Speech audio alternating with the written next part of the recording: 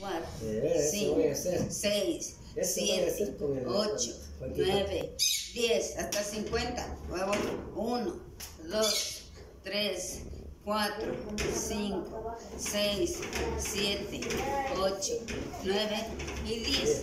Allá dentro de la casa nomás, pero tienes que agarrarte de algo. Pero si no, De pues, algo. si no, cuando me levanto, pues... Luego así, mira, 1, 2, 3, 4, 5, 6, se estira también la espalda, 1, 2, 3, 4, 5, 6, 7, 8, 9, 10, hasta 50, y luego así, así, para atrás. nada más que no te vayas a caer, sino que hasta donde aguantas así, 1, 2, 3, 4, 5, 6, 7, 8, 9, 10, hasta te sientes bien todos los días, hasta te calientas el cuerpo. Te calientas el cuerpo, ya pones tu tecito y ya vas a tomar tu té. Sí. O así como dice, te hace tu jugo. Pues así lo voy a hacer. Así le digo a José. Dice José, me dicen que yo vaya a ejercicio.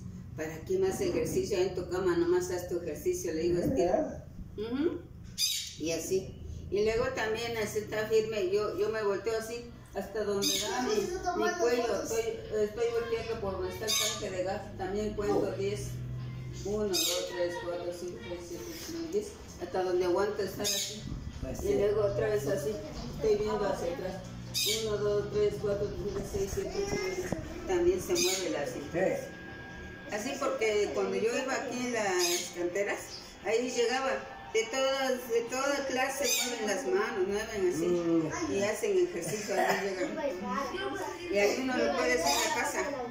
No es necesario que salgas hasta allá, hay